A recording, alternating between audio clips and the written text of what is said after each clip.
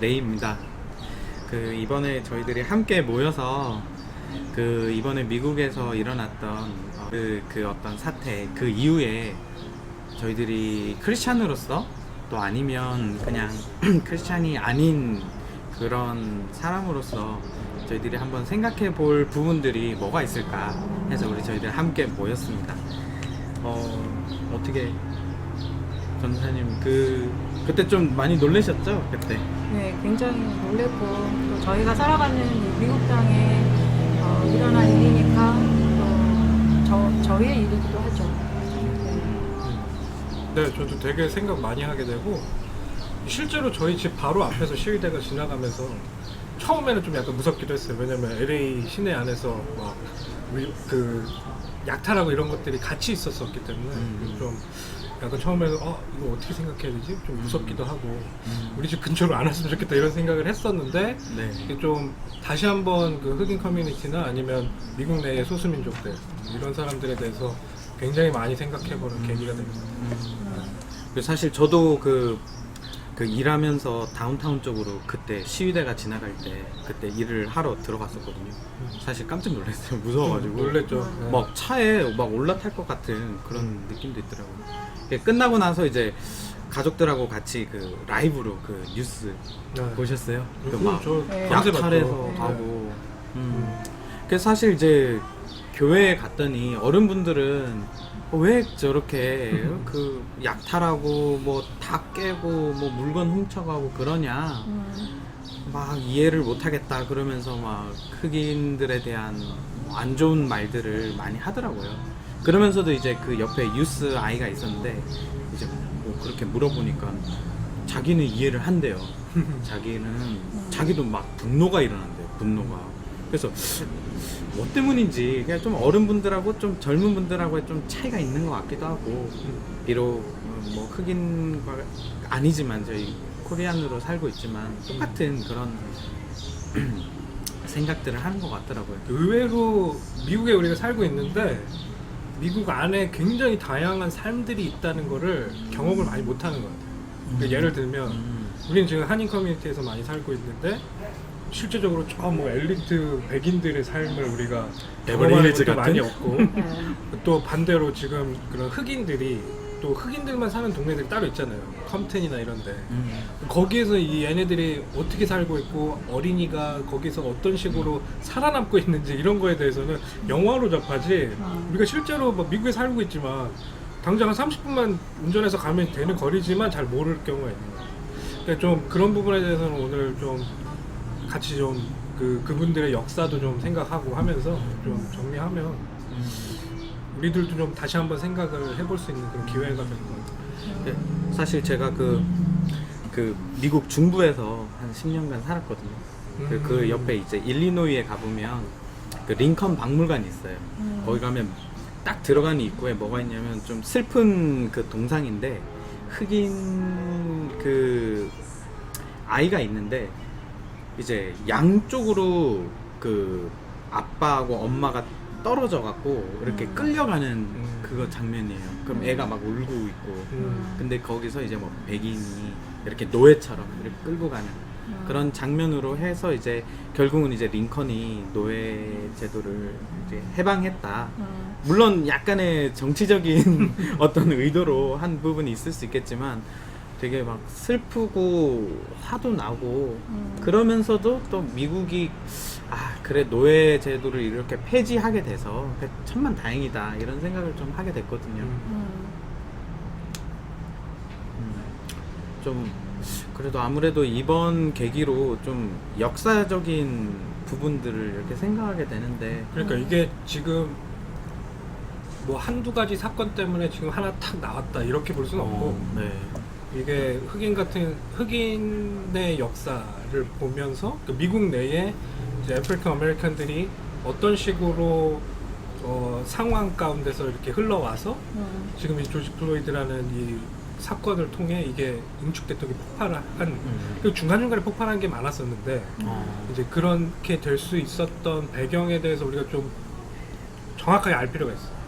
그리고 오늘 좀 전사님이 오늘 그 부분 사실 저는 많이- 역사에 대해서 잘 몰라요. 네. 그 사실 잘 몰라가지고. 역사를 공부한다는 거는 참 되게 중요한 것 같아요. 왜냐하면은 인류가 쭉 걸어왔던 그 어떤 과오나 오류나 이런 거를 번복 안 한다는 의미도 있지만 그 역사를 통해서 흑인이 당했던 또 백인과 흑인의 그 입장을 한번 이해를 하고 전 진짜 마음적으로 그들이 어떠한 삶을 살았는가를 한번 우리가 가슴에 담아보는 그런 시간이 되기 때문에 역사를 공부하는 거는 되게 중요하다고 생각이 들어요. 근데 이번에 그 조지 플로이드 이 사건이 터지기 바로 전에 또 혹시 그 조지아에서 그쵸. 25살짜리 알벌린가 그분 조깅하던 청년이 네. 사살당하는 사건이 있었었잖아요. 그것 그분도 때문에 흑인분이에요. 그리고 흑인 분인데 이분은 정말 비무장 상태에서 그냥 그냥 조깅하는 평범한 청년이었는데 아마 그 동네에 계속 그 피살 사건이 있었었나 봐요. 그래갖고 전직 경찰관이었던 그 백인 부자 아들과 아버지가 이제 그거를 보고 그냥 완전히 혼자 그 추측을 한 거죠. 저 사람이 범인이다. 그래가지고 총을 두고서는 이제 이렇게 같이 몸싸움을 하다가 죽였어요. 근데 이 사건이 굉장히 동영상으로 많이 이게 확대가 되면서 흑인 커뮤니티와 또 미국 사회에 진짜 경악을 금치 못하는 그러한 그 파장이 퍼져나갈 때 이 일이 터진 거고요. 그래서 이게 조지 플로이드 하나 사건으로 물론 이게 증폭되면서 이렇게 수면으로 팍 올라왔지만 이제 수면 밑에 있었던 내재되어 있었던 사건들이 마음과 분노 이런 것들이 굉장히 그런 상태였다라는 거를 먼저 아까 그 사건 약간만 더 얘기를 하자면 그분들이 그 현장에서 그 경찰이 와가지고 상황을 파악을 하고서 그냥 정당방위였고 그 사람들이 네. 아무 문제가 없다 하고서는 그냥 풀어준 거예요. 네. 그러고서 이게 이제 동영상이 돌면서 맞아요. 그 뒤에 한 70일이 지나서 이거 다시 조사해야 되는 거 아니야? 하고선 그때 가서 이제 구속 수사하고 하게 됐기 두 달 때문에 동안 그 사람들이 뭐 전혀 아무 수감되지 그것도 않았었어요. 없었어요. 그래서 사실 이번에도 그 여고생이 그 동영상을 캡처를 안 했으면 또 잘 모르는 상황. 그런 죽음에 대해서 그래서 우리가 미국 역사를 한번 보면은 우리가 잘 알다시피 이제 1492년에 콜럼부스가 이제 신대륙을 발견을 하잖아요. 그 다음부터 이제 계속 영국의 청교도들, 그 다음에 프랑스의 위그노들, 또 남미에서는 이제 이민자들 오고, 그 다음에 흑인 노예들이 이렇게 와가지고 대충 그렇게 구성이 돼서 미국이 이제 이렇게 신대륙이 발전하게 됐는데, 네. 이제 북부와 남부가 되게 그 환경이 완전히 틀렸잖아요. 북부는 이제 공업 중심으로 이렇게 됐고 남부는 그 면화, 농업으로 했기 때문에 이제 완전히 틀린 그런 지역적인 그 분리가 돼 있었는데 이제 부딪히는 게 한 1800년도 보면은 한 흑인 노예 숫자가 한 20만 명 정도 있었대요. 그래서 이제 결국 그 남북 전쟁, 아메리카 시빌 월드가 이제 1861년에 생기죠. 그래서 거기서 이제 링컨 대통령이 대통령 되면서 이분이 이제 그 반대를 해가지고 이제 전쟁에서 북부가 승리를 하는 거 우리가 다 알고 있잖아요, 그렇죠? 그래서 이게 이제 승리를 하면서 노예 제도가 폐지가 돼요. 네. 이제 굵직굵직한 것만 그냥 우리가 네. 넘고 디테일할 짚고 수는 가면은 근데 이제 그러면서 또 백인들이 가만히 있지 않습니다. 백인들이 그때 자기네들의 어떤 프로텍션을 하기 위해서 이제 우리가 잘 아는 백인 단체, 그 백인 우월주의 단체 KKK단이 이제 이렇게 조성이 실제로 되고요. 있어요? 지금도 있잖아요. 지금도 있어요? 네, 지금도 있고 이분들이 그때 흑인을 후원하는 백인들까지도 다 죽이는 이제 그렇게 이제 대치가 되고요. 그리고 이제 또 1907년도에 짐 크로우 로라고 잘 들어보셨죠? 그거로 해서 이제 인종 분리를 확연하게 하게 되는데 그것 때문에 남부에 있던 그 노예들이 100만 명이 북부로 이사를 가요. 그래서 이제 그런 법도 생기고 이제 그렇게 되면서 준비를 많이 해요. 예, 우리가 잘 아는 그 1963년 마틴 루터 킹 주니어 그 목사님이 침례교 목사님이시더라고요. 그분이 진짜 한 3만 명을 이끌고 그 평화적 시위를 했잖아요. 그래서 이제 그거로 해서 그래도 또 법이 2개가 또 생겨나는데 그때는 이제 첫 번째 법은 뭐였냐, 법적으로 그 흑인 평등을 완전하게 보호해주는 법이 생기게 되고요. 그 다음부터는 이제 흑인들도 투표할 수 있는. 근데 우리가 여기서 잠깐 생각해 볼 게 흑인들이 그렇게 노예 폐지가 돼가지고 이렇게 해방이 돼서 했었을 때 흑인의 삶들이요. 그 노예로 있었을 때는 이제 그 백인 주인 곁에서 있었기 때문에 의식주가 다 해결이 됐어요. 근데 이 사람들이 노예 해방이 되고 나니까 자기네들이 잡을 찾아가지고 또 살 집을 찾고 해야 되는데 그때부터 흑인들은 법으로는 그게 됐지만 이 법이 한계가 있는 것 같아요. 그렇지만 그때 뭐 공공 장소들 이렇게 호텔이나 레스토랑 심지어는 교회까지도 완전히 자리를 완전히 분리해가지고 그렇게 사회적인 분위기는 백인들의 마인드는 완전히 법이 보호해주는 만큼 따라오지 못했다라는 거죠. 그래서 흑인들이 어디서 살았겠어요.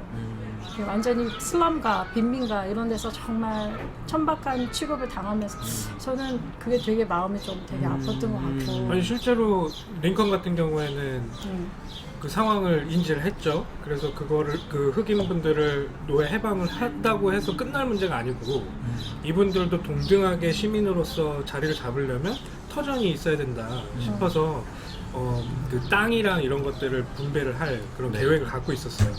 왜냐면 그 사람들 같은 경우에 노동력을 여태까지 그만큼 다 투자를 해줘서 어느 정도 경제에 그런 이바지 할 수 있었던 배경이 됐었던 분들이니까 네. 충분히 그게 가능한 거였는데 네. 그걸 다 백지화시키는 그런 일들이 있는 거죠, 정치적으로. 그러면 그렇게- 또 계속 내몰리는 거야, 어떻게 보면. 네.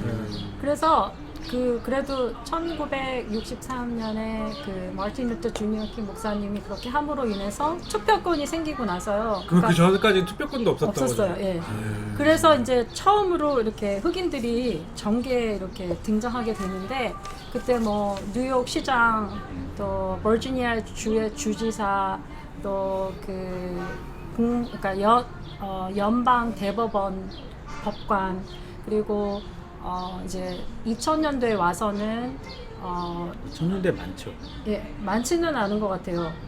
2000년대에 와서는 그 국무장관이 되고 그 다음에 우리가 잘 아는 버락 오바마 2009년에 이제 대통령이 되는 그러니까 그 거의 50년 후에 보니까 이제 겨우 이렇게 하나둘씩 메인스트림에 이제 이렇게 나타나기 시작을 하는데 그분들이 그분들은 그렇지만 보통 사람들의 삶은 어땠겠어요. 그분들은 굉장히 천박하고 정말 이렇게 살 곳도 없고 잡도 제대로 변변히 못했던 이런 시간들을 흑인들이 계속 아버지 세대에서 아들 세대로 아들 세대에서 또 그 후대로 이렇게 점점 흘러가면서 이런 것들을 계속 대물림 되었었다라는 거. 이게 답습이 굉장히 이게 무서운 거고 그러면서 흑인과 백인들은 인종 분리는 그냥 그렇게 이렇게 흘러온 것 같아요.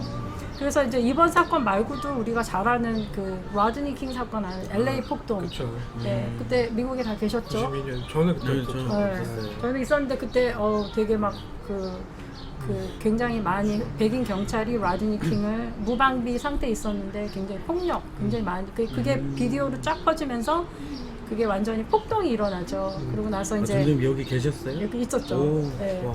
그리고 우리 한인타운이 거의 피해를 많이 입는. 거의 대부분의 피해가 네. 한인타운에 집중될 수밖에 없었던 이유도 있어.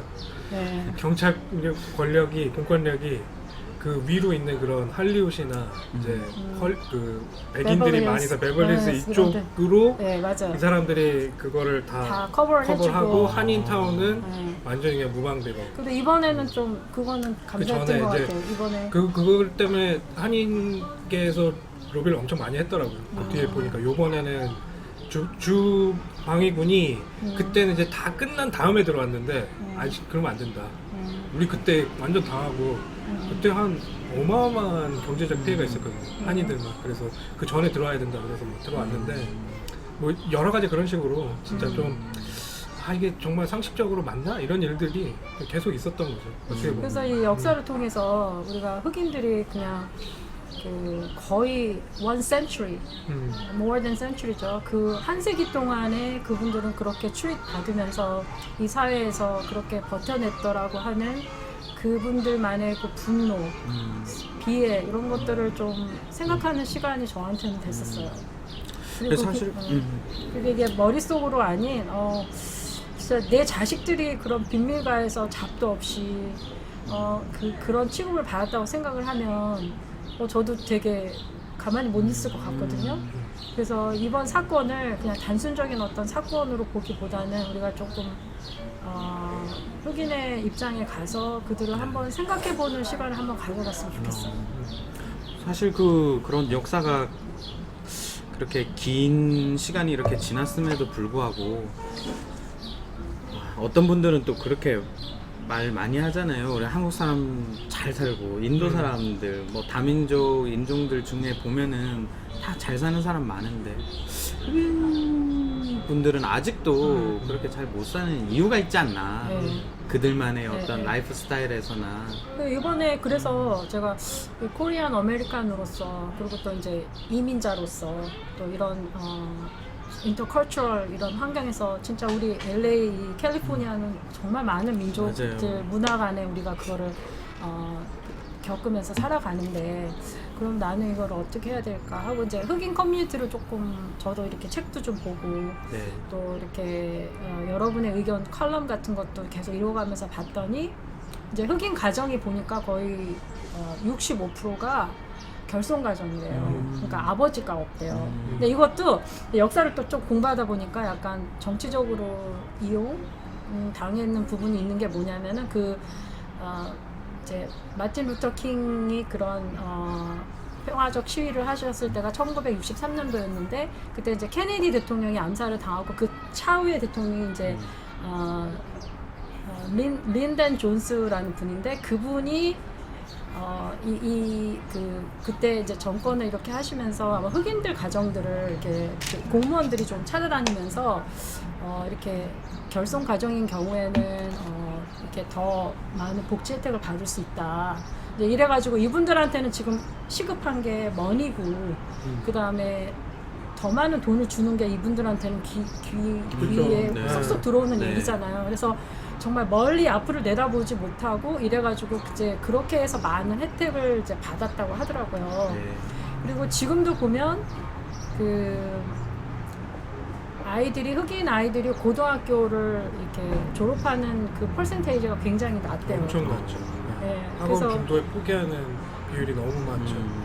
그러니까 이게 저는 여기서도 좀 되게 이 사람들을 돕는다, 그 선한 의도로 돕는다 할 수 있는데 지혜롭게 도와야 하는 부분이 우리는 좀 공론화돼야 되는 부분이 있어요. 그러니까 그냥 뭐 막 돈 갖다 드리고 뭐 완전히 뭐 이 사람들이 아무 걸 신경 안 써도 뭔가 살 수 있도록 그냥만 도와주고 하면서 이 사람들이 더 자립심이 없어지고 점점 더 무너질 수 있을 그런 구조를 또 돕는다라는 선한 의도로 만들어갈 수도 있구나라는 것을 좀 많이 깨달았어요. 그러니까 이 사람들이 자체적으로 갖고 있을 수 있는 그런 능력치를 좀 키워줄 수 있는 방법이 뭘까. 그러니까 지금 보수 진영 쪽에서도 아까 처음에 이제 좀 나이 있으신 분들이 하는 이야기들처럼 흑인들은 왜 그렇게 막 그냥 정부 탓만 하고 구조 탓만 하냐, 자기네들이 열심히 안 하고 왜 그렇게 됐냐. 이거는 뭐 보수, 진보 이쪽 전체에 좀 책임이 있는 그런 결과치일 수도 있어요. 그러니까 이쪽 모든 곳에서 이 사람들을 정말 우리가 가족으로 생각하고 정말 하나의 만약에 미국이라면 미국 내의 같은 시민으로서 이 사람들을 어떻게 도울까라는 생각보다는 그냥 뭐 나의 그 연민의 대상 아니면 그냥 우리의 골칫거리. 그러니까 좀 약간 이게 접근 방식에서 그런 것들이 묻어 있으면 이게 결과적으로는 이 사람들이 또 무너질 수밖에 없구나. 그러면 이거는 그냥 진짜 뭐 나중에도 말씀하시겠지만 법이나 정책적인 문제로 해결될 수 있을 만한 문제는 결코 아니고. 결국은 아니다. 네. 결국 법을 만들면 또 그 반대편에서 그거를 반대하는 법을 또 만들고 어떻게 보면은 그 권력 싸움인 것 같아요. 파워. 그래서 이렇게 했지만 진짜 그 1963년도에 그런 법이 제정이 됐으면 흑인들이 그만한 동등한 권리를 이제 누리면서 그렇게 평등한 대접을 받고 살아야 되겠는데 그렇지 않잖아요, 우리 사회는. 맞아요. 그러니까 우리의 의식이 변화해야지 우리가 정말 그들을 바라보는 마음이 달라지고 하나님 앞에서 정말 우리가 모두가 다 평등하고 동등한 입장이다라는 걸 진짜 우리 내 마음에서 하트에서 이게 나와서 바라보는 눈빛 또 돕는 것도 정말 말씀하신 것처럼 지혜롭게 그들을 정말 위하는 가장 선한 방법이 어떤 건가를 먼저 고심하고 고심해야 돼요. 우리는 돕는다 그러는데 저쪽에서는 네. 전혀 도움이 안 되는 경우 되게 많아요. 엄청 많아요. 그죠? 지금 말씀하신 그 복지 정책 하나도 네.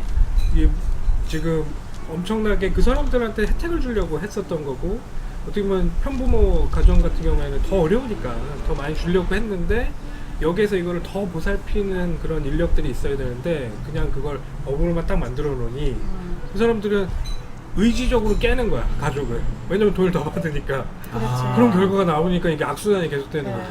그리고 민주당 쪽에서도 그러면 이거를 교육을 잘해야 되겠다 싶어서 강제로 흑인 동네에 있는 아이들을 백인 동네에 있는 학교로 보내는 거예요. 그런 정책을 한번 또 썼었어. 이걸 섞어가지고 네네. 교육 시스템을 한번 우리가 이렇게 해보자. 그래서 중고등학생 아이들이 스쿨버스 타고 2시간씩 가가지고 공부를 해야 되는 그런 상황이 있었던 거예요. 근데 그런 것들이 뭐 탁상론적으로는 그렇게 하면 될 것 같다 생각이 드는데 만약에 실제로 했는데 이게 효과가 없다 그러면 그걸 계속 수정해 나가고 이 사람들한테 계속 인터뷰하면서 이것들을 어떻게 하면 더 이 아이들이 공부를 더 잘할 수 있게 도울까 이런 식으로 그걸 계속 팔로우업을 해줘야 되는데 그냥 우리 이거 정책 했으니까 된 거 아니야 했는데 그게 또 이 아이들한테는 더 박탈감을 주고 이게 더 많은 이제 사회에 대한 그런 부조리함을 더 볼 수 있는 그런 걸로 이게 또 연결이 된 걸 보면서 이건 좀 진짜 연민이 그냥 이 사람들이 불쌍히 여김 뿐만이 아니고 나랑 같은 가족인데 불쌍하다라는 그게 진짜 너무 필요하구나.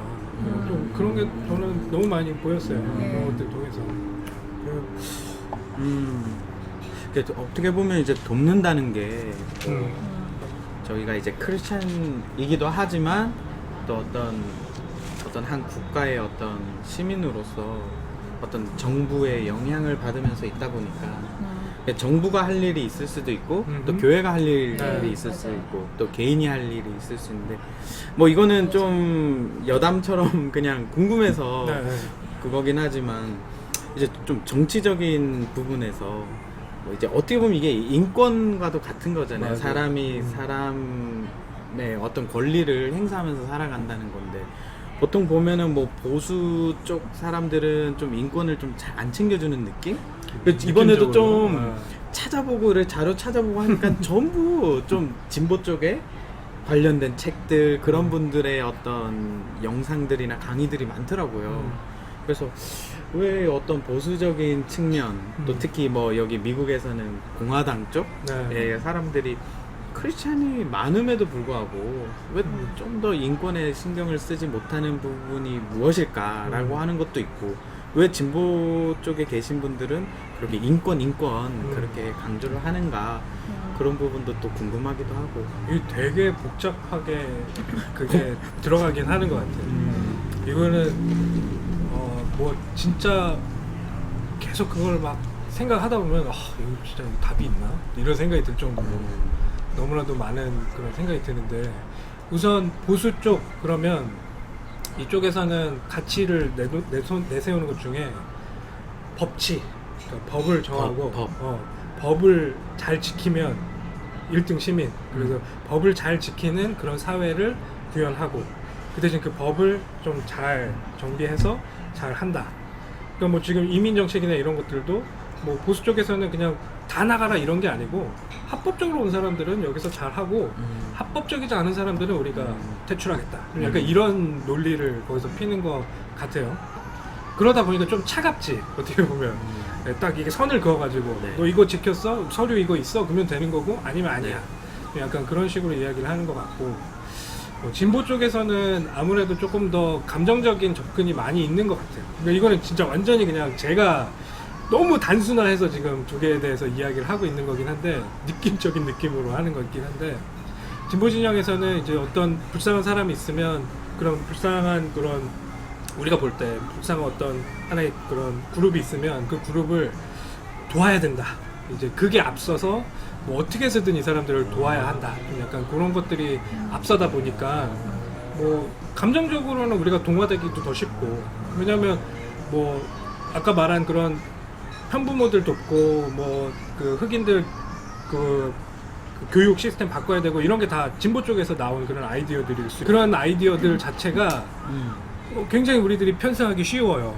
왜냐면 딱 우리 감정을 탁 자극해가지고 자 봐라 불쌍하지, 이 사람들 도와야지, 약간 이렇게 되니까 이제 그런 부분들이 이제 앞서다 보니까 이제 진보랑 보수가 서로 이제 부딪히는 부분이 있는 것 같아요. 그래서 보수 쪽에서 또 이 법치 이런 걸 내세우면서 굉장히 그 이제 자기네들은 자유민주주의를 수호한다라는 그런 입장으로 굉장히 긴 냉전 시대를 자기네들의 그것들을 결집시키려면 뭔가 정확한 적이 필요하잖아요. 그 적을 공산주의나 사회주의, 그러니까 그때 예전에 있던 소련이나 뭐 중국이나 뭐 이제 그런 이념적인 것들을 자기네들 적으로 두고 이제 그 사람들이 하고 있는 것들을 우리는 어떻게든 반대하고 그걸 저지한다. 네. 그러니까 그런 것들이 그 안에 이제 팽배하게 깔려 있는 거죠. 이제 그러다 보니까 이게 되게 더 많이 갈등이 있고 그거 더 부딪히기 시작하고 이제 그런 식으로 적을 정하다 보니까 그 사람들이 하는 모든 것들이 이제 다 싫은 거야. 이제 안 되는 거야. 그렇게 하면 결국엔 저 사람들은 우리를 다 공산화할 거야. 뭐 이런 식으로 이제 생각을 할 수밖에 없는 구조를 계속 만들어 가는 것 같아요. 그건 이제 정치인들이 그거를 악용한다고 저는 그렇게 생각을 하는데, 그러면 진보 진영 쪽에서는 이제 인권이나 이런 것들이 대두될 수 있었던 그런 배경에 뭐 저는 뭐 68 혁명이나 프랑스에 있었던 68 혁명이나 뭐 이제 중국에 있었던 문화 혁명, 뭐 여러 가지 그때 당시에 이제 히피 문화나 이런 모든 것들이 이제 진보적으로 그 사람, 그러니까 우리 사람이 중요한 거 아니야. 지금 뭐 전쟁 이런 거보다 사람의 그 생명, 이 사람들이 갖고 있는 그런 지금 감정 이런 것들이 되게 중요한 거 아니야. 그러면서 인본주의적으로 이 사람들의 그런 권익이나 이런 것들을 높이기 위한 그런 운동들이 굉장히 활발하게 일어나는 것 같아요. 그래서 이제 그게 전면으로 내세워지는데 이제 보수 진영 쪽에서 그쪽을 아까 욕한 것처럼 만약에 그 시각으로 본다면 저 사람들은 감성팔이 하면서 그 인권이라는 걸 앞세워서 자기네 표심을 자극시켜서 자기네들이 그걸 정치화하는데 목적이 굉장히 심하다. 이렇게 생각을 해서 보수 쪽에서는 그 사람들의 그런 인권적인 부분들을 위선적이다 하면서 막 욕을 하고, 또 이쪽 진보 쪽에서는 저 사람 죽어가는데 살려야 되는 거 아니냐, 니네 너무 법법법 하는데 사람 위에 법이 있는 게 아니고 법 위에 사람이 있는 거 아니냐, 뭐 이런 식으로 이제 또 막 서로 좀 싸우는 그런 형상들이 점점 좀 갈라지는 것 같아요. 이제 여기에서 조금 더 크리스찬의 그런 스탠스들을 보면 저는 조금 여기에서 생각할 게 되게 많아졌었고, 저도 생각을 굉장히 많이 하는 부분 중에 크리스찬은 굉장히 보수 쪽에 밸류를 많이 두죠. 그렇죠. 네. 이제 이렇게 또 될 수 있었던 그런 정치적 배경에 저는 개인적으로는 그런 메카시즘이나 이제 그 메카시라는 그 사람이 우리 지금 그때 완전 냉전 시대가 완전 극에 달했을 때 우리 미국 내에 있는 정치인들 중에 공산주의자들이 있다. 그 메카시 리스트라는 걸 만든 거예요. 이 사람들은 다 공산주의자다. 그러면서 이 공산주의는 종교 탄압하고 기독교 완전히 말살 정책 피기 때문에 우리 보수 기독교인들은 그거를 똘똘 뭉쳐서 이 사람들을 퇴출시키고 이 사람들과 우리는 싸움을 해야 된다. 이런 식으로 이거를 우리의 그런 기독교적인 가치, 자유를 지키는 것과 이념적인 거를 이렇게 믹스시켜가지고 사람들한테 그걸 주입시킨 그런 사건이 미국의 이제 더 공화당 쪽에 크리스찬들이 이게 더 결집될 수 있는 그런 사건으로 그게 굳어져 간 그런 사건이라고 저는 좀 혼자 생각하거든요. 근데 이제 그게 또 한국에도 그게 바로 영향을 줘가지고 반공주의와 기독교, 뭐 마치 대칭되는 네, 그런 것처럼 그렇게 만들어. 네, 그런 식으로 그거를 완전히 딱 갈라지게 만드는 거죠. 그래서 지금 같은 경우에는 또 이제 공산주의도 우리가 적으로 두지만 무슬림도 우리들의 적으로 두고 뭐 이런 식으로 그것들을 딱 가르다 보니까 이제 진보 진영에서 이야기하는 그런 모든 정책들에 대해서 다 삐딱한 시선으로 볼 수밖에 없는 거예요. 결국에 뭐 동성애 얘기하면서 결국에 우리를 평등하다 하면서 우리의 크리스찬의 그런 모든 발언권이나 이런 거 다 죽이고 결국엔 공산화 시킬 거야. 그래서 우리 크리스찬들은 계속 우리는 핍박받을 거기 때문에 이걸 싸워야 돼. 우리 후대들한테는 이걸 넘겨주면 안 돼. 뭐 이런 식으로. 그런 식으로 우리가 계속 점점 멀어질 수밖에 없도록 정치적으로 우리가 이용당하고 있는 그런 부분들이 좀 보이는 것 같긴 해요. 그래서 제가 이번에 그 어떤 책 한 권 이번에 하면서 읽었는데 토론하는 아이들을 위한 책인 것 같더라고요. 한국의 어떤 인권위원회 그런 쪽에서 양쪽을 두고 토론하는 건데 이제 인권이 먼저냐 법이 먼저냐 이 먼저에 해당되는 토론이었어요.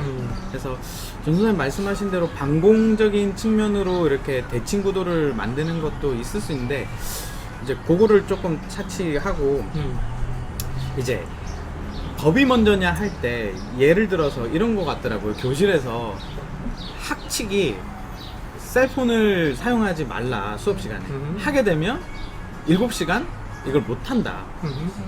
그거 한 거예요. 근데 어떤 학생이 이거를 사용을 한 거예요. 그래서 선생님한테 걸려가지고 선생님이 7시간을 뺏은 거죠. 그러니까 이제 여기서 이제 토론의 주제가 생긴 게 어떻게 그 셀폰을 사용하는 게 사람의 그 어떤 자유에 해당되는 그런 건데 어떻게 그렇게 무지막지하게 그걸 뺏어가냐? 그랬더니 다른 한쪽은 이건 학칙이다. 7시간 그렇게 룰을 정한 거다.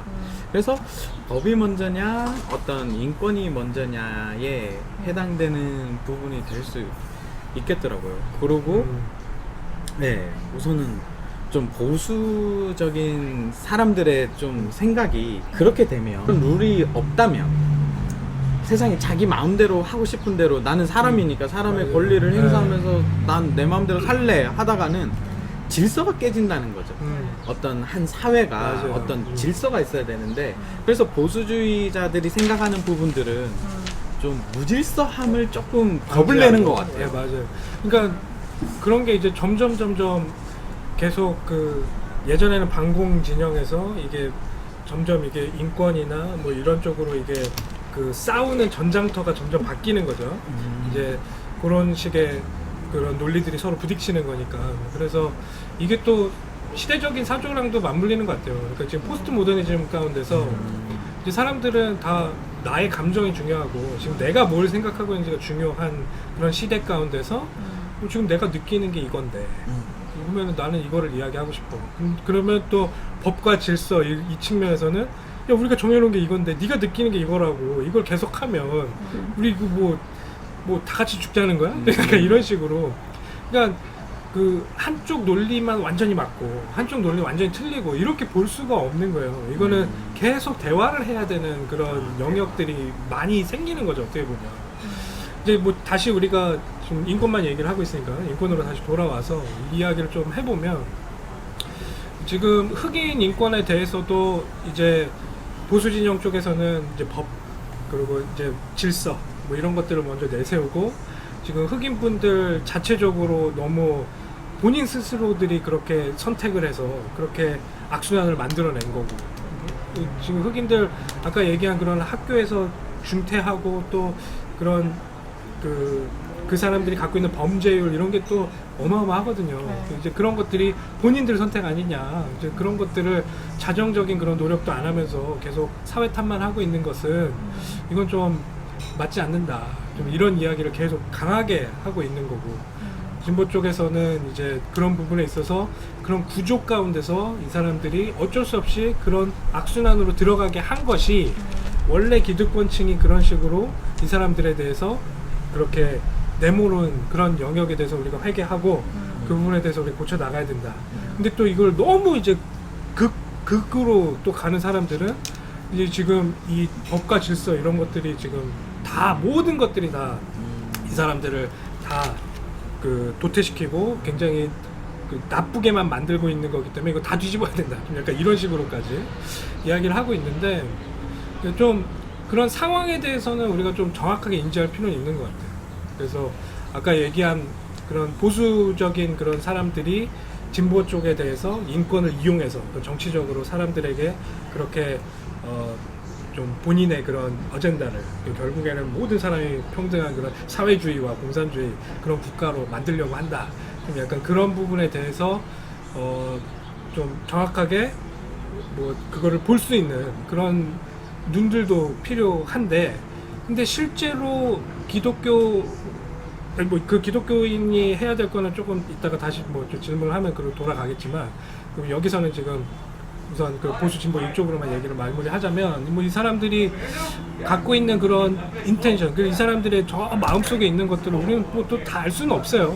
그 사람들이 그렇게 인권을 이야기하는 게 진짜 그냥 다 위선적으로 그 정치적으로 이용하려고만 그렇게 하냐. 아니 뭐 제가 만난 사람들 중에서는 진짜 인권을 위해서 그렇게 노력하는 사람들도 있고, 진짜 그 연민 때문에 자기 생을 걸고 그렇게 하는 사람들이 많이 있거든요. 네.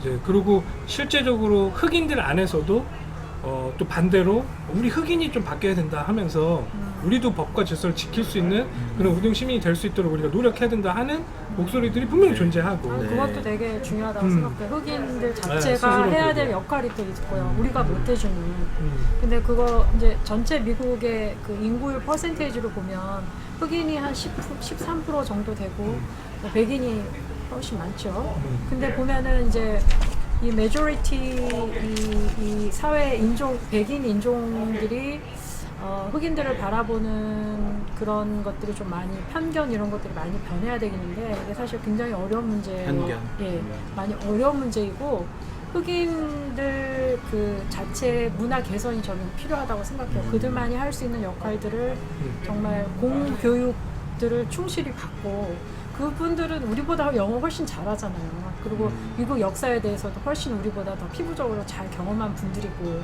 그래서 이분들이 정말 그 한 사람 한 사람의 그 권리, 투표권을 다 잘 활용을 하고, 그 다음에 이런 교육 잘 받으셔가지고 메인스트림 이런 데 다 전개에 진출하셔야 돼요. 그래서 그 가정도 이제 결손 가정에서 아버지가 없이 그렇게 자라난 우리 흑인 청년 자매들이 결국은 고등학교 졸업 못하고 이렇게 갈 수밖에 없었던 그런 이유들이 그런 이유죠. 그분들을 탓할 게 아니라 그분들도 그렇게 할 수밖에 없었던 그런 이유들이 있거든요. 그러니까 흑인 가정들도 자기네들이 할 수 있는, 그렇게 잘 할 수 있도록 정말 우리가 기도 많이 해야 되겠다는 생각이 들었고, 또 저희들은 저희들 나름대로의 한인으로서 소수민족으로서 또 우리들도 우리들이 할 수 있는 역할들이 조금 있는 것 같아요. 그 흑인 내에서도 그런 마틴 루터 킹 같은 그런 리더분들이 실제 그분들과 함께 같이 그분들 스스로를 좀 각성하고 하는 그런 노력들. 맞아, 이번에도 이 사태 때 롤모델이 없다. 좀 그런 게 그런 있어요. 말이 무심점이 있었어요. 없는. 네. 네. 좀 그런 부분들이 있고, 그러다 보니까 뭐 더 정치적으로 이용당하기 쉽거든. 또 그렇게 그런 되면. 것도 있었던 것 같아요. 미네소타 주에서 완전히 전쟁터 같았잖아요. 우리가 필름 보기에 그거 막 그 약탈과 방화, 그 루링 같은 거가 일어났을 때 거기에 가담한 부류들이 좀 다양한 부류들이 가담을 했는데 한 청년한테 인터뷰를 했대요. 왜 너 이런 짓 하냐 그랬더니 I'm bored. 그러니까 이게 코로나 바이러스로 인한 스트레스를 분출할 수 있는 사회적인 어떤 출구가 필요했는데, 지금 거기에 약탈하는 무리에 껴가지고 그냥 가서 약탈하고 이런 부류도 분명히 있었거든요. 그러니까 이게 코로나 바이러스로 인해서 되게 안 좋은 시기에 이런 일이 터졌고, 우리 미국은 정말 여러모로 되게 힘들었지만 이 모든 사람들이 2개월, 3개월 동안 자가격리, 진짜 홈쉘터 하면서 그 알게 모르게 있었던 그 스트레스들이 분출하는데 또 가담이 된 것 같고, 그리고 그 가장 우리가 또 정치적으로 이용한 그런 것도 있는 것 같고, 또 가장 우리가 그래도 조금 핵심적으로 봐야 될 부분들은 이제 흑인들의 그 마인드, 왜 저렇게 할 수밖에 없었나. 좀 그런 이해할 것도- 수 있는. 예, 이해할 수 있는. 역사를 좀 공부하다 보면 예. 그 부분은 지금 진짜 더 이게 공감 갈 수 있는 부분들이 분명 존재하긴 하죠. 좀 이런 시간이 저한테는 그래서 되게 좋은. 사실 저는 그 인권 하면 좀 약간 거부감이 좀 있어요, 솔직히. 뭐 좀 그 개혁주의, 이제 크리스찬으로서 개혁주의 신학을 공부를 하게 되면서 인간이 뭔가 이렇게 하려고 하거나 인간이 나서서 뭔가를 하는 거는 죄까지는 모르겠지만 어쨌든 그 거부감이 들거든요. 뭐 자기의 뭐- 권리를 주장하는 것 뭐 자체가. 구원의 문제도 그렇고 뭔가 우리의 어떤 공로나 노력이나 어떤 아무 그거 없이 그냥 거저받은 은혜와 같은 거잖아요. 근데 인권은 이제 저의 편견일 수도 있겠지만 어떤 포스트 모더니즘과 함께 결부되어서 나온 그런 측면에서 내가 다 할 수 있다. 너 내 목소리가 옳다라고 하는 것. 예를 들면 하나님의 말씀보다도 어떤 기독교적인 어떻게 보면 하나님의 주권과 인권이 또 부딪히는 느낌이 사실 있거든요. 그럼에도 불구하고 교회가 인권에 대해서 정말 성경의 구약과 신약 속에 보면 정말 뭐 어떤 보상법이라든지 어떤 뭐 도피성으로 어떤 살인자를 좀 이렇게 숨겨주는 거라든지 희년제도 말이에요. 네 희년제도도 그렇고 그 이삭 율법에 죽기 보면 되게 하나님이 되게 사람을 보호하신 그런 자세한 엄청나요. 법들이 네, 굉장히 그래서 많아요. 하나님은 하나님의 형상을 로 지은 어떤 인간에 대해서 차별을 두지 않고 정말 인간의 권리를 누리면서 살 수 있도록 그렇게 했음에도 불구하고 사실은 많은 부분에서 교회나 그런 역할들이 좀 필요해 보이는 것 같거든요. 근데 이제야 비로소 이제 기독교인의 그걸 얘기할 수 있는데, 그러니까 제가 아까 정치적인 그런 상황 가운데 뭐 메카시즘이나 뭐 이런 걸로 진영이 왜 갈라 이런 얘기를 왜 했냐면, 저는 이제 그 정말 트럼프가 크리스찬이냐 이 이야기를 여기서 하면 어떻게 될지 모르겠지만, We don't know. 예, 그건 Only 몰라요. God and 예. he 근데 knows. 내가 지금 생각하는 것 중에 잘못하면 기독교인에 대한 이미지를 잘못 심을 수는 있겠다. 이런 부분은 있어요. 기독교가 제일 중요하게 생각하는 가치가 성경에서 말하는 거랑 다른 거를 우리는 이거를 제일 지키는 거야 라고 안 믿는 사람들한테 설명하는 그런 상황이 될 수도 있겠다. 이건 그냥 제 기우인데 뭐 그런 생각을 하게 됐어요. 근데 왜냐면 아까 뭐 지금 구약에 대한 그런 것도 얘기했었지만 하나만 더 예를 들자면 뭐 이사야서 같은 경우에 이제 이사야 1장부터 보면 하나님이 엄청 욕을 해요. 막 역겹다고. 니네 피 냄새가 역겹다고. 또 피제사 하면은 이거는 굉장히 중요한 사건이거든요. 성경 안에서 하나님께 희생제물을 드린다. 이거는 그 그리스도와 연결되고 네. 하나님께서 우리들한테 요구하셨고 명령하셨던 아주 중요한 사건인데, 근데 이 사람들이 그 하고 있는 그 희생제사, 하나님이 명령해서 했었던 그 희생제사를 보면서 하나님이 그거 역겹다고 얘기하시는 장면이 나온다고요.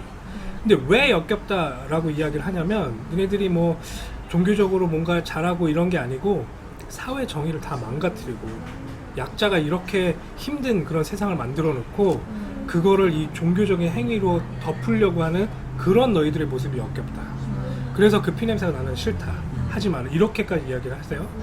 그러니까 하나님이 처음부터 우리들한테 보여주셨던 그 하나님께서 통치하시는 그 나라의 모습이 저는 정말 모든 인간이 하나님 형상으로 회복되어져서 모든 인간이 진짜 다 동등하고 동일하고 진짜 하나 된 모습들을 계속 하나님께서는 우리들한테 말씀을 하셨어요.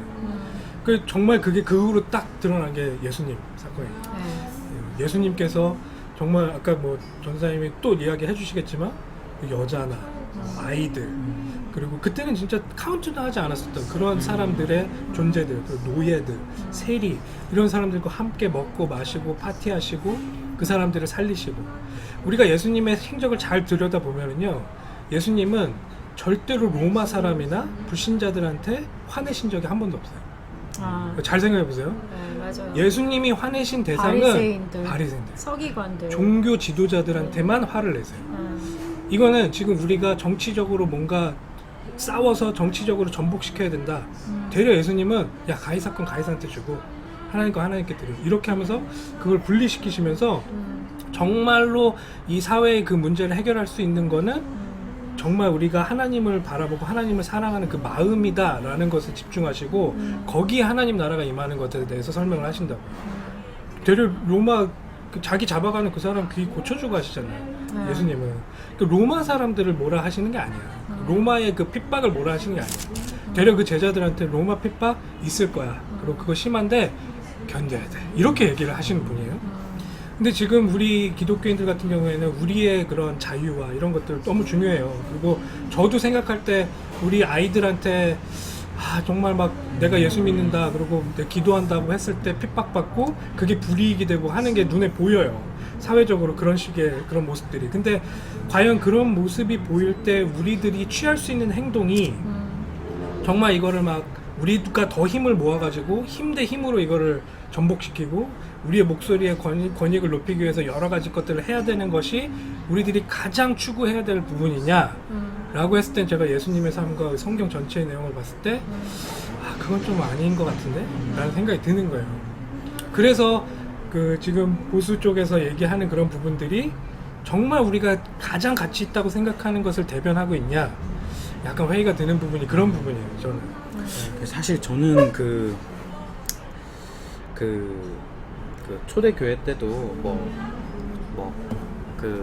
고아와 그다음에 과부와 이렇게 나그네 이렇게 가난한 자들 돕는 거, 또 예수님께서 바리새인들 이렇게 회치한 무덤과 같다 해서 결국은 어떤 전도사님 말씀하신 대로 사회 정의를 해치고 어떤 이제 그렇게 겉으로만 신앙이 있는 척 하면서 사회 어떤 정의를, 진정한 정의를 실현시키지 못하는 그런 측면이 있다고 생각을 하지만, 사실 어떤 기독교적인 사람들, 어떤 보수적인 생각을 가진 사람들의 생각하는 부분에 있어서 법을 좀 중요시하는 부분들이 없잖아 있다는 생각을 하게 돼요.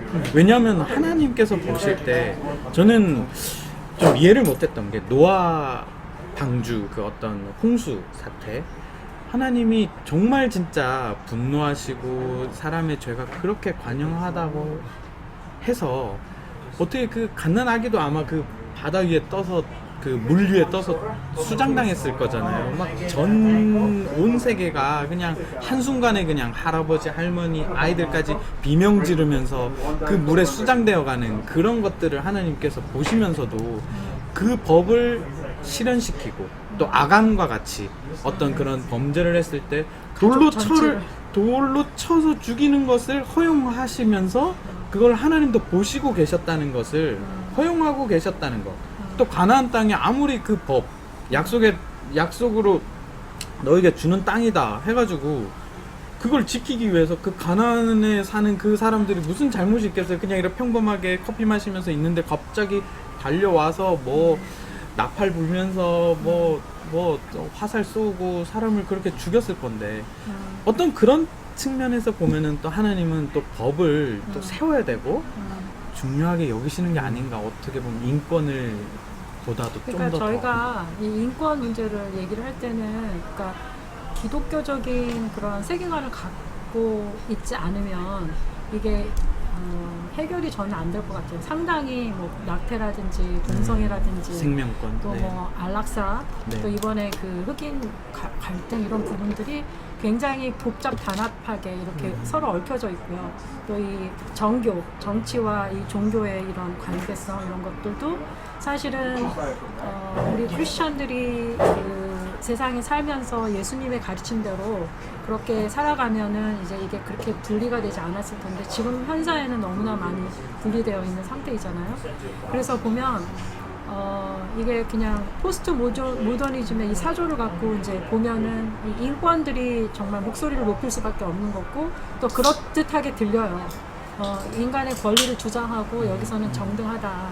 근데 이게 기독교적인 마인드로 볼 때는 그거를 깨우칠 수 있는 그거는 기독교밖에 저는 없다고 생각하고, 저 전도사님이 얘기하셨지만 계속 쭉 역사를 좀 이렇게 보면은 정말 기독교만이 어떤 약자, 사회적으로 소외받는 어린아이들과 여자와 또 세리, 창녀들, 죄인들 이런 사람들의 그 동등한 권리를 세워주고 그거를 해줬던 게 기독교밖에는 없다고 생각해요. 지금도 모슬렘 이런 데는 거의 여자들 완전히 그렇게 가잖아요. 그러니까 이게 지금 그런 비기독교적인 너무나 이렇게 좀 원론적인 얘기를 하는 것 같지만, 사실 이렇게밖에 얘기할 수 없는 게, 그런 세계관을 갖고 보면은 인본주의가 상대적으로 높아질 수밖에 없고 그게 이렇게 저희도 그 휘말려 들어가면 저게 맞는 것 같다 이렇게 되어 가는 것 같아요. 그래서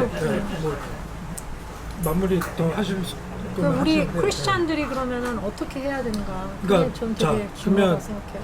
지금 말씀하신 그 구약의 법을 말씀하시고 하나님께서 우리들한테 법을 주셨어요. 우리가 한 가지 우선 예를 들어서 좀 더 생각을 해보면 마틴 루터 킹이 그 당시에 그 사람들한테 했던 메시지는 뭐였냐? 자, 세상의 법은 헌법 자체는 흑인들과 그러니까 컬러드와 화이트를 구분하는 법이에요. 그 당시에 우리는 그 법을 지키냐 안 지키냐. 만약에 우리가 법을 지켜야 된다 그러면 지금 마틴 루터 킹은 그런 이야기를 하면 안 돼. 세상의 법이 그걸로 우리들한테 지금 이야기를 하고 있기 때문에. 근데 그때 마틴 루터 킹이 뭐라고 얘기했냐면 자, 세상의 법은 이렇습니다. 근데 그 세상의 법 위에 있는 상위에 있는 법인 하나님의 법은 모든 인간이 동등하다고 얘기했습니다. 네. 컬러드와 화이트가 똑같다고 얘기했습니다. 네. 그래서 자기는 꿈이 있다. 그래서 우리 아이들이 내 흑인 아이들과 백인 아이들이 함께 뛰어놀고 네. 걔네들이 한 식탁에서 먹는 그 날이 오기를 우리 후대들은 그 날이 오기를 나는 하나님의 법에 상고하면서 나는 이걸 꿈꾸고 있다. 그게 기도하고 있다 이런 이야기인데 그러니까 저는 그렇게 생각해요. 그러니까 예수님께서 오셔서 그 율법에 대해서 우리들한테 다시 정리를 해주시는 것 같아요. 정말 하나님께서 율법을 통해서 우리들한테 알게 하고자 하는 건 뭐였냐면 정말 하나님 사랑과 이웃 사랑을 그걸 통해서 우리가 맛보기를 원하셨었다. 정말 하나님 사랑과 이웃 사랑이 무엇인지 맛보게 하기 위해 하나님께서는 이 역사를 그렇게 끌고 오셨다.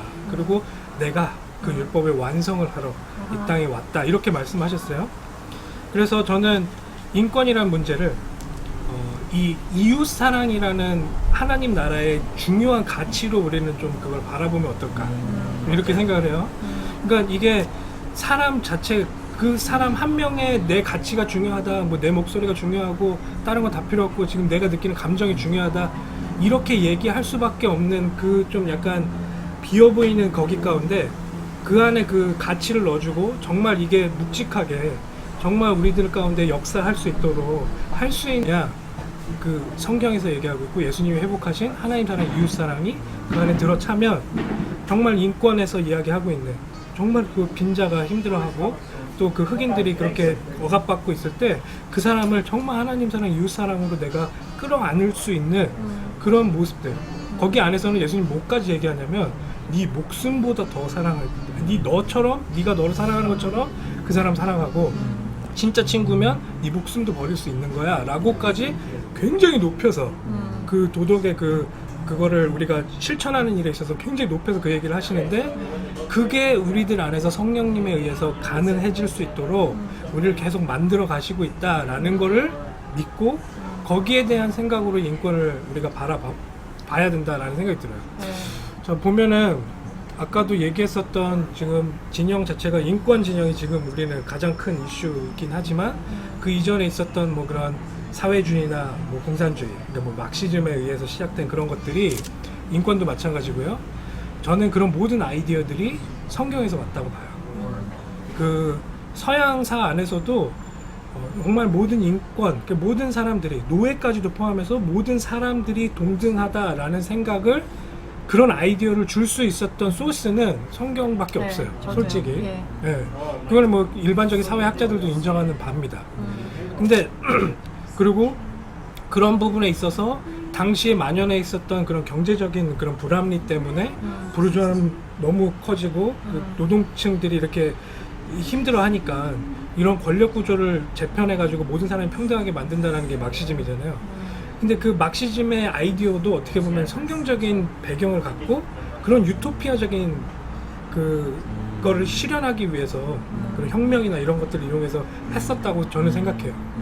근데 거기에서 가장 중요한 그 유토피아가 실현될 수 있는 핵심은 그게 구동될 수 있는 그게 정말로 작동할 수 있는 핵심은 성경에서 말하는 예수님의 십자가 사랑밖에는 없어요. 아까 예수님 우리들한테 막 당부하셨던 하나님 사랑 이웃 사랑 그것도 심지어는 이웃을 내 몸처럼 사랑하는 네. 그 모습이 가능해질 수 있도록 성령님을 주시겠다 하셨던 그 하나님 나라의 법의 구동 원리인 하나님 사랑, 십자가의 하나님 사랑이 거기서는 쏙 빠져 있는 거예요. 어떻게 보면. 그러니까 유토피아만 남아 있는 거지. 근데 그거는 우리들한테도 너무 멋진 얘기잖아요. 그것만 빠져 있으니까 그게 기독교인으로 볼 때는 무너져 점점 보이는. 사회주의로 가는 거 아니야? 그래서 막 이렇게 무서워 무서운 보이고. 거죠. 네. 그러면 우리들 입장에서는 뭘 더 해야 되냐? 그걸 채워야죠. 그걸 채우는 네, 역할을 맞아. 해야 돼요. 상위법인 성령의 법을 우리가 그거를 네. 이웃사랑, 하나님 사랑을 보여주면서 그래서 실현해야죠. 어떻게 보면 인권을 이야기하는 사람 앞에서 그 인권을 이야기하는 사람보다 더 큰 사랑을 우리가 그 인권을 위해서 보여줘야 되는 게 우리들의 역할이라고 저는 생각하는 거예요. 네. 예수님이 율법 학자들을 막 꾸짖으시면서 제자들한테 이렇게 얘기하세요. 니네들 저 바리새인들보다 더 잘 지켜야 돼. 그러면서 산상수훈의 이야기들을 쫙 하신단 말이죠. 그러니까 저는 그런 것들을 놓고 봤을 때 만약에 이 사람들이 우리가 봤을 때는 좀 뭔가 속이 빠져있는 그런 사랑과 속이 빠져있는 그런 인권에 대해서 얘기를 하고 있다. 근데 물론 그 사람들의 선의는 충분히 이해하고 또 거기에 대해서 정말 목숨 걸고 그 부분이 잘 지켜지게 하려고 노력하는 것들을 저는 충분히 인정하는데 그건 뭐 나중에 또 결론적으로 얘기를 하겠지만 그렇게 하지만 정말 거기에서 그게 진짜 실현될 수 있도록 그게 정말 이 세상의 법칙 가운데서 그게 실현될 수 있는 유일한 방법인 정말 내 몸보다 더 이웃을 사랑할 수 있는 그 사랑의 법이 그 안에 가득 찰 수 있도록 움직여야 되는 공동체는 교회밖에 없다고 생각해요. 교회가 그 일을 안 하기 시작하니까 그거를 이제 그 사랑의 구동 법칙을 모르고 그 유토피아만 쫓는 그런 형태로 지금 너무 이렇게 만연돼 있을 수 있겠다. 그럼 그 사람들의 노력은 전 더 해야 된다고 생각해요. 그럼 좀 약간 결론적으로 얘기를 하자면 저는 그래서 저희 교회가 그 일을 계속 할 수 있도록 조그만 것부터 시작해야 된다. 근데 당장에는 그 모든 사람들을 우리가 뭐 경제적으로나 뭐 이런 게 안 되니까 능력이 안 되니까 잘 못하고 있잖아요. 그러면 어떻게 해서라도 그 사람들은 도와야 되는 사람들이기 때문에 그 사람들을 사랑으로 도와야 되기 때문에 올바른 방법으로 그냥 이거를 그냥 막 퍼주기만 하자 이 얘기는 아니에요. 이 사람을 올바르게 도울 수 있도록 하는 그런 정책들이나 그런 정치들을 우리는 뭐 그거라도 우선은 할 수 있도록 돕는 그런 쪽의 모습을 보이면서 우리는 우리대로 진짜 풀뿌리처럼 작게라도 그런 사랑들, 이웃 사랑들을 실천하는 모습이 기독교인들이 제일 수호해야 되는 그런 우리들의 가치가 아닌가. 좀 저는 그렇게 생각해요. 저도 그게 좀 실질적인 우리가 실천할 수 있는 그 방안이 뭔가, 그러니까 좀 큰 그림을 우리가 얘기를 했지만 우리가 또 실천하기에는 너무 동떨어져 있는 그런 것들이 있잖아요. 근데 거기에 그렇다고 바라만 보고 가만히 있을 게 아니라 우리가 정말 이민자로서 또 크리스찬으로서 우리가 작은 것 하나라도 뭐를 실천할 수 있을까. 근데 우리 안에 편견 같은 거를 좀 버렸으면 좋겠어요. 예, 이거는 정말 하나님과 나만이 알고 있는데 마음에 싹 흘러가는 그 어떤 흐름, 마음의 흐름 보면은 히스패닉 친구들 아니면은 흑인 친구들 아니면은 뭐 인도나 뭐 다른 친구들 우리가 볼 때 다들 있잖아요. 그 괜히 이렇게 폄하하는 그 감정들 같은 거를 일단 이게 우리가 죄인들이기 때문에 오토매틱ली 들긴 듣지만 들을 때 그 생각을 확 휘어잡고 아, 저 자매나 저 형제도 나와 같은 하나님의 형상이다라는 생각을 하면서 우리의 또 언어적인 습관들도 보면은 뭐 맥작이라든지 뭐 깜둥이 맞아요. 그런 말들 있잖아요. 뭐 짱깨이 그리고 뭐 일본 사람들도 쪽발이 뭐 이런 정말 폄하하는 언어들 있잖아요. 그런 것들 요즘 진짜 많이 예전엔 정말 많이 썼어요. 한국 이민자들이. 요즘에는 이제 사람들이 이렇게 다 젊은층들이 많고 하니까 그런 얘기 안 쓰지만 욕할 때 보면 쓰더라고요. 맞아요. 그게 나오는 거예요. 그러니까 우리 스스로가 정말 그런 습관 같은 거 다 좀 버리고 그리고 좀 우리부터가 마음의 편견을 일단 해서 떠나는 것 자체가 저는 되게 큰일이라고 생각해요. 이게 정말 인간이 갖고 있는 본능일 수 있어요. 그러니까 나랑 비슷하게 생긴 사람끼리 서로 한 편이 돼서 이제 나머지를 이렇게 배척하고 그리고 그래야 살아남았거든. 그렇게 하면서 그 이기적인 그런 모습들을 계속 유지해야지만 내가 살아남을 수 있기 때문에 그런 게 이제 본능적으로 우리들 안에 자리 잡을 수 있어요. 근데 그 이기심을 고발한 책이 성경이라고 하죠. 인간이 인간 스스로만 챙기고 나만을 바라보고 다른 것보다는 내가 살아남는 것을 계속 생각할 수 있도록 계속 작동하는 우리의 마음의 그런 법칙을 폭로하고 있는 게 저는 성경이라 보고 성경에서 그래서 얘기를 하는 게 그게 죄다. 그게 원죄고 이제 그걸 해결하려면 여자의 후손이 필요하다. 그래서 예수님께서 그 죄가 없음에도 불구하고 모든 인류를 위해서 십자가를 질 수 있었던 이유는 그걸 해결하는 방법이 그거다라는 것을 보여줄 수밖에 없는 거예요. 인간한테. 그러면 우리는 크리스찬으로서 예수님을 따라가는 팔로워로서 그 예수님의 그 모습 가운데 우리가 동조해야죠. 그리고 그 예수님의 그 모습대로 우리는 우리의 지금 말씀하신 그런 편견을 없애는 작업들이 저는 우리의 죄를 계속 회개하는 작업과 굉장히 연결되어 있다고 생각해요. 네. 나만 챙기고 우리 가족만 챙기고 우리 나라만 챙기고 뭐 그런 게 어느 정도는 필요하지만 그게 이제 그 사람을 완전히 해할 정도로 그렇게 갈 수밖에 없는 우리들의 마음의 문제를 네. 그리스도의 십자가로 계속 해결하려는 네. 우리들의 작업들. 그게 우리들한테 정말 개인적으로 우선 너무 필요하고 이제 그러한 노력들이 교회 공동체 안에서 실제로 일어나기 시작하고 그 교회 공동체가 사회 공동체의 그런 역할들을 감당했을 때 진짜 하나님 나라가 이루어지지 않나. 사실 진짜 교회 사역하면서 은근히 하나님을 기쁘시게 하고 하나님의 일을 한다라고 하는 거를 그냥 예배 잘 드리고 맞아요. 단기 선교 가서 선교하고 뭐 그런 쪽으로만 생각을 하는 것 같아요. 그래서 사실은 뭐 저는 이제 청년 사역을 좀 했으니까 청년 사역을 하면서 뭔가 거기에 예산이 들어가고 이렇게 물질이 들어가는 거는 정말 좀 아깝고 이거는 진짜 쓸데없고 그런 이거 하고 있으니까. 네. 그렇게 이제 생각을 하는 부분이 되고 단기 선교 가면 무한히 돈을 써도 되고 그건 잘한 일이라고 생각하고 그래서 뭔가 하나님 사랑은 있는 것 같은데 교회 안에 전도사님 말씀하신 대로 좀 이웃 사랑이 좀 이제는 필요하지 않나 그것도 해결 방법이 그게 아닌가. 분리되지 않는 거고 예수님이 결국 화낸 거는 그것만 하고 있는 바리새인들한테 화를 낸 거죠. 그렇죠. 종교적인 그런 열심만 내고 있는. 우리도 기도하고 말씀 보고 막 전도하고 선교하고. 근데 저는 이 기도, 전도, 선교 이런 모든 것의 꼴이 결국에는 그런 이웃 사랑으로 열매가 맺어져야 된다고 생각해요. 그러니까 내가 기도하는 게 하나님 나한테 뭐 이게 달라는 게 아니고 내가 성숙했다라는 거는 하나님 내 마음에 너무 이 사람 미워하고 내가 이 사람 너무 편견 갖고 있어요. 하나님 마음 나한테 좀 심어달라고 성령으로 나를 그렇게 바꿔달라고 그렇게 기도하는 게 맞는 거고 말씀이 계속 나한테 그런 부분을 지적하면 내가 계속 그 부분에 대해서 계속 하나님 앞에 회개하면서 정말 내가 나를 버리고 하나님 사랑 이웃 사랑으로 내가 가야 되지 않나요? 전도 선교도 결국엔 그 사람 때문에 그걸 하는 거기 때문에 결론과 모든 것들이 그 안에서 열매가 나는 게 성숙된 크리스찬의 모습으로 가는 길 아닌가.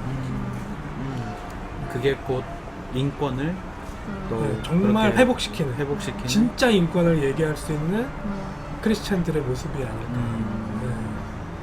그러면서 그 생각이 드는 게 그럼 인권을 말씀하는 그 어떤 그런 분들에게 필요한 건 그러면 하나님의 사랑이 필요하겠다. 어떤 십자가라고 하는 게 하나님의 사랑의 어떤 인간의 어떤 본질적인 부분들이 하나님의 형상을 닮은 존재다라는 어떤 인식이 없는 사람들한테는 진정한 인권이 될 수 없지 않을까라는 그렇죠. 생각이 드니까 그러니까 왜곡되어 하나님- 있는 인권인데 본인들은 잘 모르는 거죠. 근데 일단은 저희가 그런 분들과 대화하거나 같이 뭐 디베이트 이런 거 할 때 저희는 아까 얘기하신 것처럼 그분들의 있는 그러니까 경청하면서 그냥 무조건 인권 얘기한다고 해서 우리가 막 우리 크리스천 방식으로 이렇게 들어주지 인본주의야, 이렇게 않고 하는 그렇게 건 하는 게 아닌 것 아니라 같고. 그 위에 또 그 성령의 법, 상위법이 있다라는 거를 우리가 이렇게 우리의 언어가 아닌 우리의 그 어떤 행동 또 생각을 나눠줌으로써 그런 거를 보여주고 잘 경청해주고 그래 그렇게 인간의 권리를 그런 측에서 그렇게 주장하는 거는 나도 합당하다고 생각해라고 하면서 더 큰 그림으로 우리가 인도할 수 있는 그런 지혜가 좀 필요한 것 같아요. 네. 맞아요. 근데 네. 그동안 사실 교회가 저도 여기 미국서 되게 오래 살았는데 보면 한인 교회들이 해왔던 것들이 물론 이제 이민 와가지고 한인 교회도 이렇게 정착하고 나름대로의 그 우리도 또 소수 민족이니까 살아남기 위해서 우리의 그 어른들이 힘들었던 그런 부분들도 있지만 이제는 정말 교회가 가야 될 방향 같은 것들을 그러니까 전에 어른들이 좀 집중했던 뭐 전도와 선교 그런 부분들 근데 사실 뜬금없이 오지에 나가서 이렇게 단기 선교 갔다 오고 이제 이런 것도 물론 안 해본 세대에서는 저도 많이 해봤거든요. 네. 그것도 큰 경험이 되지만 이제는 이제 이게 우리 이민 역사가 지금 하와이 사탕수수로 생각하면 거의 4세대, 5세대가 지났잖아요. 근데 이제부터는 좀 우리도 아까 흑인의 그 방향을 얘기했듯이 우리 한인들도 여기서 살면서 이제 우리 이민 크리스찬들이 우리의 정체성을 좀 드러내면서 우리는 어떻게 가야 될까라는 것도 우리가 한번 고찰할 필요가 있다고 생각하거든요. 근데 우리도 이제는 가족 공동체인 교회 정말 예수님이 말씀하신 교회의 본질을 이렇게 추구하면서 우리 교회에 가장 근접해 있는 그 커뮤니티들 그분들을 돌아보면서 그러면서 선교를 하면 저는 더 좋겠어요. 그래서 두 그런 가지 다. 예, 뭐 흑인들하고 전혀 예. 접촉이 없으면서 우리 어른들은 그렇게 해왔잖아요. 그러면서 그러면서 아프리카 아프리카 가면서 어서 눈물 흘리고 물론 그분들의 그런 마음이 그것도 나빴다는 필요하지만. 거, 네, 그것도 필요하지만 좀 더 자연스러운 접근 또 우리의 자식들한테도 그걸 보여줄 수 있는 게 뭐 주변에 정말 노숙자들, 홈레스 그런 분들의 점심을 한 끼 하다 보면 서로 접촉이 되잖아요. 그분들하고 같이 서빙하고 얼굴을 맞대고 같이 기도해주고 이런 것들이 되고 또 그 밖에도 뭐 요즘에는 또 교회를 많이 같이 이렇게 공유하는 그런 교회들도 많잖아요. 타인종하고 그분들하고 같이 뭐 이렇게 런치 교제도 할 수 있는 거고 이러면서 자연스럽게 우리 후손 자녀들한테도 그런 접촉하는 모습들을 우리가 몸의 백에 자연히 보여주면서 선교라는 걸 얘기를 했으면 더 좋겠다. 네. 그런 생각이 들어요. 네. 뭐 거기까지 지금 제가 지금 얘기하고 싶은 부분까지 터치해야 될지 모르겠지만 이게 지금 너무 영과 속이 구분되어져 있는 게 있어요. 이분법. 네, 이분법도 세속과 세속적인 것과 영적인 것. 그러니까 아까 얘기하신 대로 우리가 뭐 막 기도, 말씀, 전도 이런 건 영적인 거기 때문에 괜찮아. 우리 그것만 해야 돼. 그리고 막 사람들 돕고 하는 거 뭐 아니면은 우리가 세상에서 교제하고 이런 것들은 세속적인 거기 사실 때문에 어떻게 보면 영지주의 같은 그런 게 그게 그때부터 완전히 그렇게 시작된 갈리는 거네요. 거군요. 그게 지금 네. 현대 언어들 네. 영지주의 같아요. 근데 제가 하나님 나라에 대해서 생각하다 보니까 하나님 나라는 굉장히 사실적인 것 같더라고요. 그러니까 하나님 나라는 그냥 우리가 죽어서 가는 어떤 한 공간이 아니고 예수님의 그런 말을 계속 들여다보면 지금 예수님 계신 곳에 이루어진 그 통치. 실제적인 통치 그걸 이야기하세요. 맞아. 네. 그러면 그 사실적으로 우리 삶 가운데서 일어나는 그 하나님의 나라 이것을 내가 고민하다 보니까 그러니까 인권이나 뭐 이런 것들은 속세의 것이고 뭐 진짜 우리 막 전도 선교 이런 것만 영적인 게 아니고 하나님 나라라는 큰 그림 안에 그게 포함되어 있는 거예요. 어떻게 보면. 네. 그러니까 하나님의 가치가 훨씬 더 크고 더 상위에 있는 법들이고 이제 그것이 이 안에서 제대로 작동할 수 있도록 이게 구분되어 있는 게 아니고 이 흑, 백이 아니고 하나님은 온 세상을 다 창조하셨잖아요. 이 안에서 그 부분들이 존재한다라는 걸 크리스천들이 조금 바르게 이해하고 아 그럼 그 하나님께서 원하시는 사회 정의는 뭐였지? 그 사회 정의에 대해서 우리가 지금 할 수 있는 것들 뭐 이런 것들이 정확하게 조금 이야기가 되면 좀 우리들 안에서 좀 올바른 그런 방향성들이 나오지 않나 생각이 많이 들어요. 네.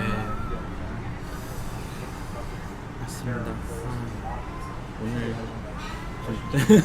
좀 좋은 대화였던 것 같아요. 네. 대화였던 것 같아요.